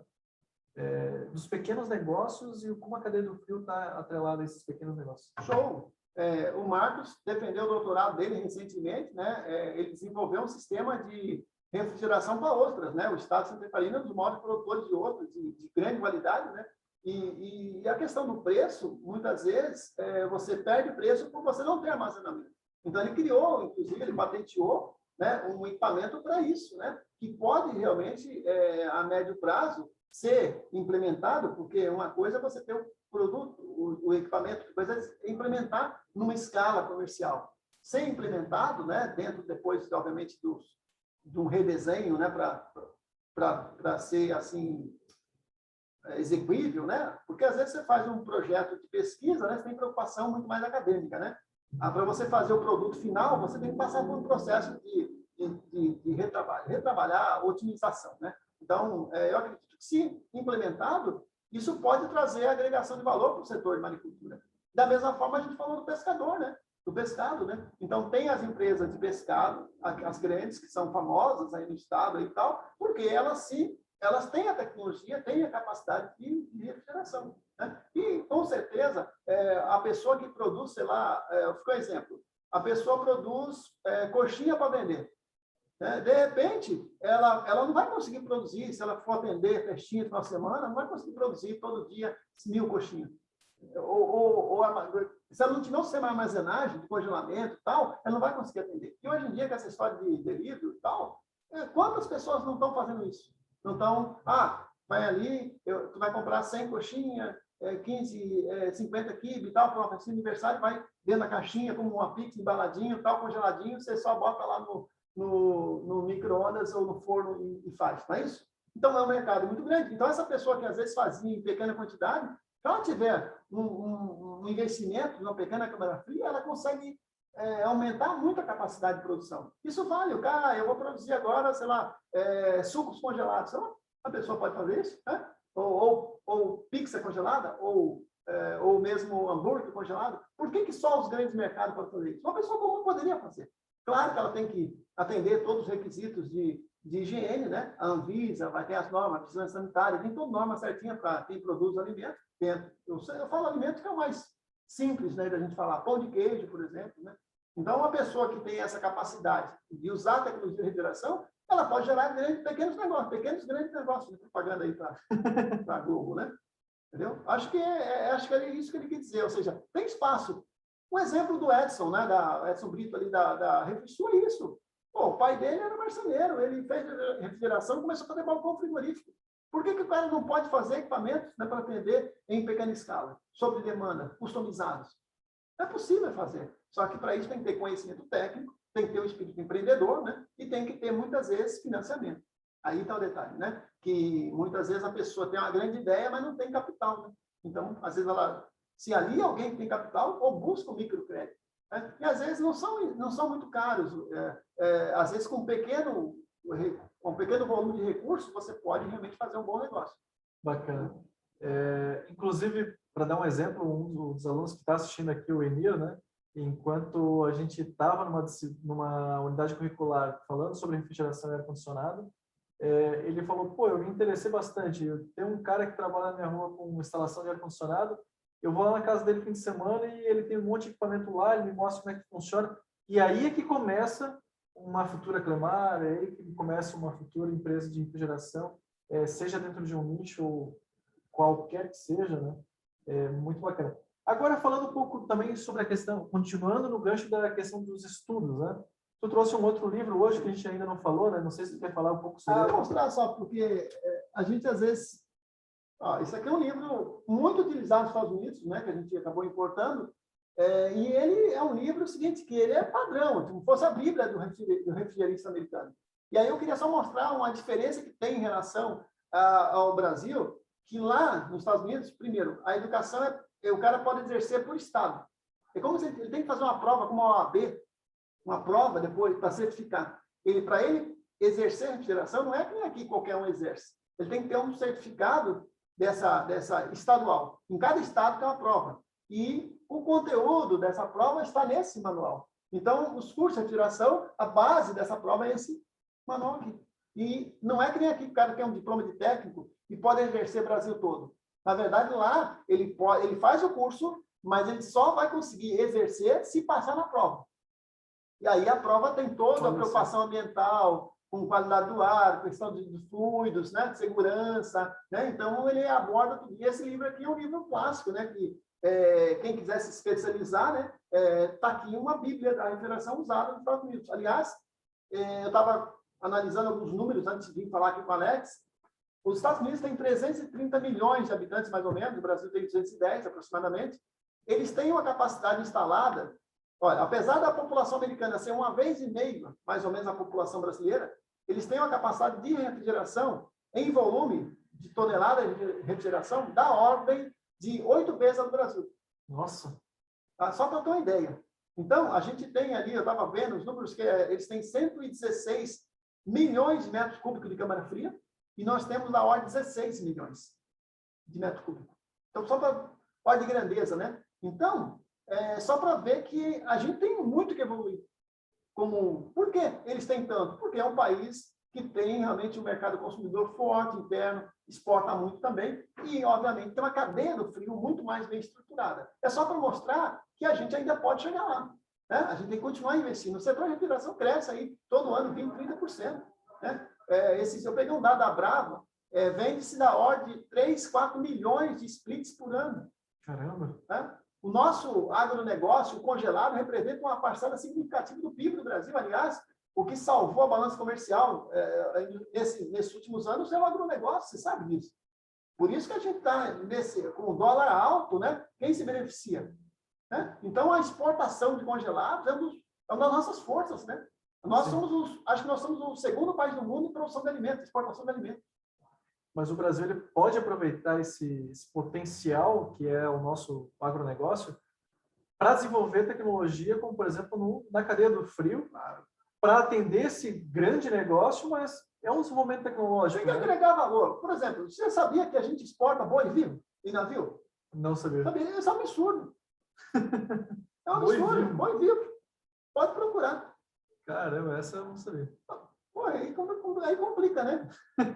É aquela história. Nós produzimos um café lá em Minas Gerais, o melhor café do mundo.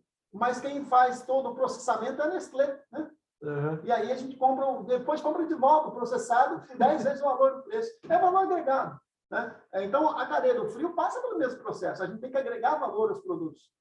Isso é em tudo, né? Em toda a nossa cadeia produtiva. O Brasil precisa ter mais inovação. Né? O Brasil é um país muito criativo. O professor Álvaro Prata sempre diz assim, que o Brasil tem muita criatividade, mas pouca patente. Transforma pouca criatividade em patente. Então, lá na Coreia do Sul, para cada tese de doutorado, é uma patente, vamos dizer assim. Né? Aqui não, aqui é uma diferença muito grande. O cara às vezes faz tese brasileira. Né? E ele fala bem assim, a gente compra 1 tonelada de produto chinês, por exemplo, $1.000. E a gente vende para eles 1 tonelada de produtos por $200. Uma diferença assim, muito grande, 5 vezes. Por quê? Nós compramos um produto com valor agregado. E a gente exporta para eles o quê? Congelado, exporta minério de ferro e exporta soja. São 3 produtos. Esses 3 produtos congelados, minério e soja, olha, é da ordem, somando desse tipo de produto, dá mais quase 40% de exportação. Nossa. Então, assim, como é que vai fazer? A gente manda de graça, né? Produto. Então, assim, o Brasil, por exemplo, tem a maior reserva de ferro do mundo. Eldorado, Carajás, aquela região toda ali. Aí, o que fez? Fez um acordo com o Japão, tem uma ferrovia, extrai e já manda dinheiro para o Japão. O Japão é um dos maiores produtores de aço do mundo. A China também. Né? O Brasil está em 8º lugar. E o Japão não tem minério de ferro. Praticamente, né? Sim. Claro que eles têm um pouco, mas praticamente. Né? Então, eles importam muito, né? E aí entra que eu falo assim, a gente na refrigeração precisa fazer um pouco isso, né? A gente tem muito equipamento. Por exemplo, pega o split. Nós produzimos split no Brasil? Praticamente? Nós fabricamos, né? Fabricamos mesmo? Talvez os componentes eletrônicos que vão no split são importados. Né? Olha, eu vou dizer para você, nós temos hoje grandes empresas no Brasil de produção, por exemplo, de evaporadores, de compressores, né? Empresas como aqui, nós temos a Embraco, que faz compressores, temos ali a Multibras, refrigeradores, tal. Mas alguns tipos de equipamentos, eles vêm praticamente pré-montados da China para montagem por conta de imposto, né? Sim. Então, muita coisa da cadeia do frio ainda vem de fora, né? Tá? E por conta da massificação, né?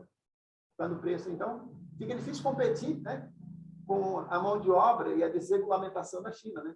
Então, eu acho que a gente teria ainda, como não dá para competir na massificação, tem que competir na tecnologia. Por exemplo, o sapato, se você for comprar, pega Blumenau, né? Blumenau era um polo de sulfabril, malhas, né? O que aconteceu? A China foi lá e derrubou, não fez? O que o Blumenau fez? Fez programa de incentivo, de estruturação para a tecnologia, não é isso? Hoje, o Blumenau é um polo de software, não é isso?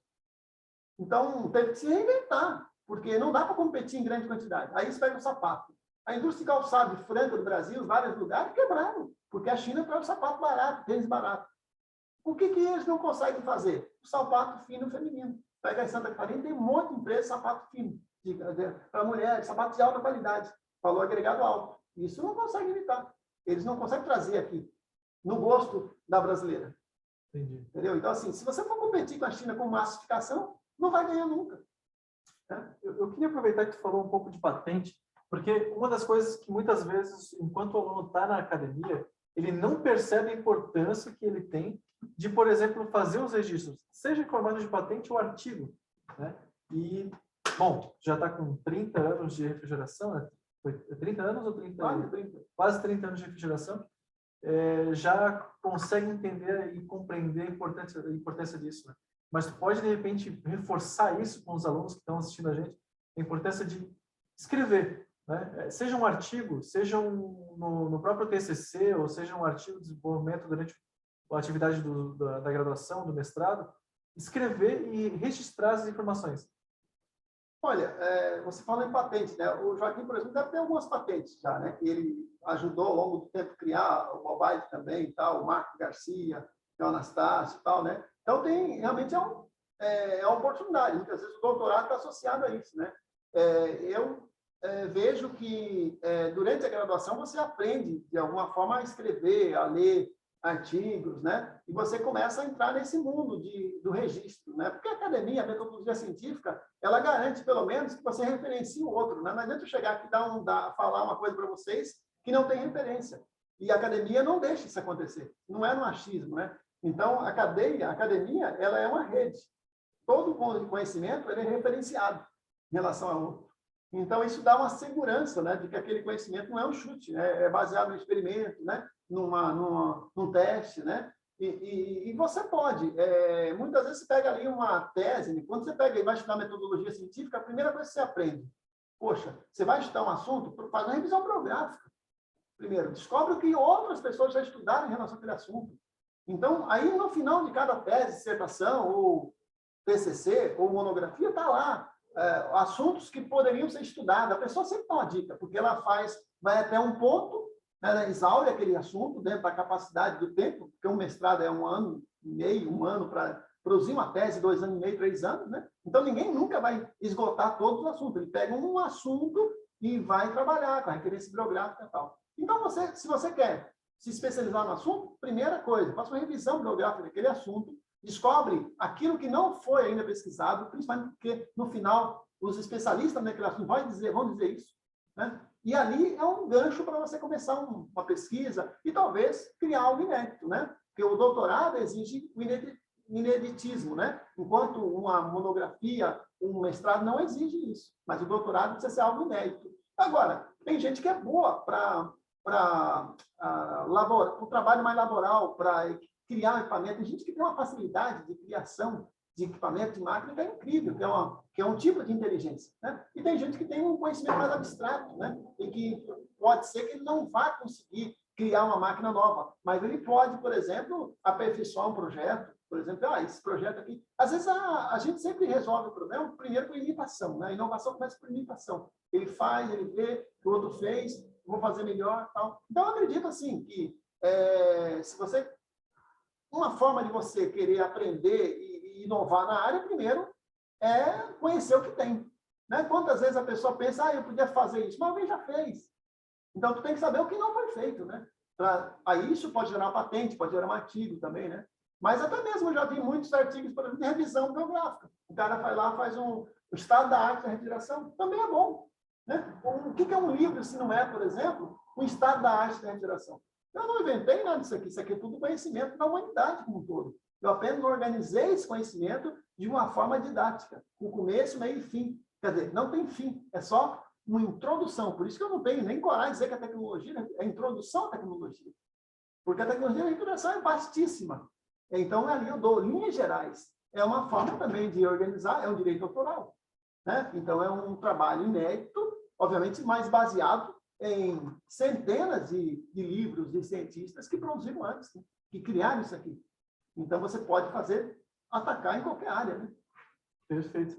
Professor, a gente, se deixar, a gente fica aqui a noite toda falando sobre refrigeração. O pessoal já está em casa 1h30 ouvindo a gente falar. Dia né? do estudante, não esqueça isso hoje. Hoje é o dia do verdade. estudante, 11 de agosto, um dia importante para todo mundo que é estudante. Acho que você é um estudante também. Sou também Eu estudante. também sou estudante. Você que está do outro lado aí assistindo, tendo paciência, é também um estudante. Estudante é aquele que sabe que não sabe. Perfeito. Quanto mais a gente aprende, mais a gente aprende que não sabe nada. Só sei que nada sei, dizia o filósofo, né? Sócrates, né? Jogava no Corinthians, né? Não, aí já não sei. Não, brincadeira. Sócrates grego, mas o Sócrates jogava no Corinthians, era um jogador da seleção brasileira, 82, se não era nascido, era o craque, camisa 8, capitão da seleção brasileira, Sócrates. Olha só. Jesué também é futebol. É, tá vendo? Era o meu ídolo, né? O Sócrates, né? Ele era médico também. Olha só. Fez medicina, jogava em Ribeirão Preto e foi para o Corinthians. Ele fundou a democracia corintiana, junto com o Zenão, o Vladimir, Birubiru, grande time de 81, 82 do Corinthians, né? São Paulo. Eu vou já encerrando a aula de nosso evento de hoje, senão a gente daqui a pouco vai começar a falar de futebol, vai botar uma cerveja aqui na mesa. Vamos e aí a história vai é mais agradável de interação. Aliás, futebol precisa de interação. Como é que vai ter cervejinha gelada? É verdade, tá aí, né? Se não tem a cervejinha gelada, não tem o futebol. Na verdade, não bebo, tá? Mas meus amigos vão até rir, né? Porque eu não bebo, mas eles bebem, né? Mas tudo bem, tá tudo bem. Nem todo mundo é perfeito, né? Obrigado aí para finalizar. Obrigado aí, o Alex, pelo convite. É uma conversa informal, falei para ele que é um bate-papo, né, sobre retiração.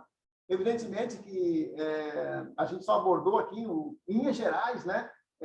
Não tem nenhuma grande novidade que eu estou falando, mas vamos dizer, não tem programa ali bem amigos, né? Não tem aquele resenha de futebol. Restauração também não é isso, porque a gente poderia trazer aqui dezenas de pessoas para falar em restauração. Cada um traria uma visão. E eu vou te recomendar outros colegas. Samuel, aluno de Abreu, o cara é um gênio, né?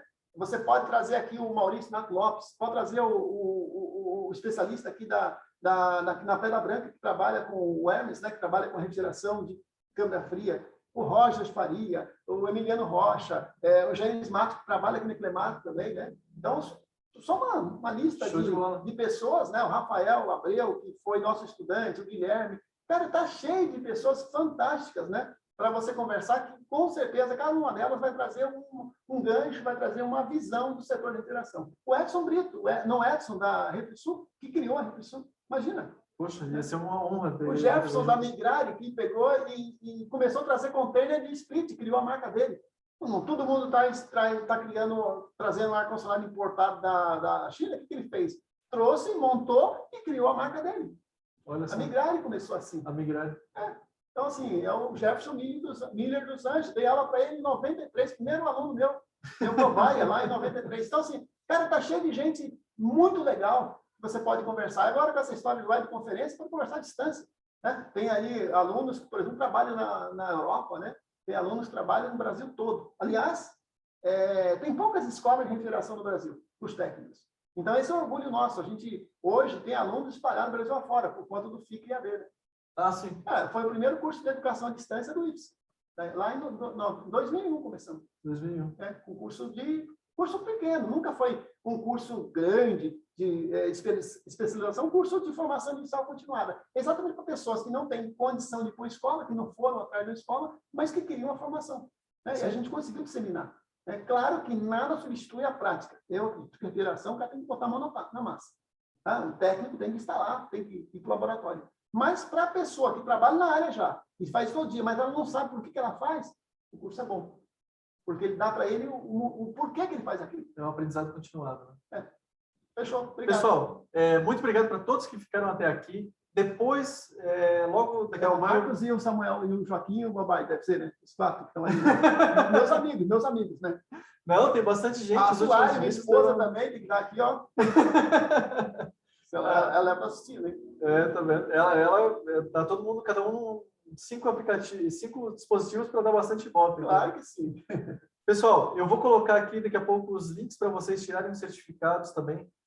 Vou disponibilizar para vocês. Ele fica aberto até as 10 horas da noite, então não deixem de se inscrever ainda hoje para receberem os certificados, tá bom? E queria agradecer muito em especial ao professor Jesué ter disponibilizado de vir aqui, né? Já são aí, ó, 8h40 da noite, né? Quem sabe faz ao vivo, né? E segunda dose hoje, estou tranquilo hoje, estou mais tranquilo. Já tomou a segunda dose? Perfeito. Né? Pessoal, muito obrigado a todos, então. Professor José, muito obrigado. Obrigado aí a você. Fique com saúde, fique bem, tá? Use máscara, aproveita-se, use álcool gel. tá? Nada de ser louco, tá? Não vai gritar o maluco. Pessoal, muito obrigado. Até mais.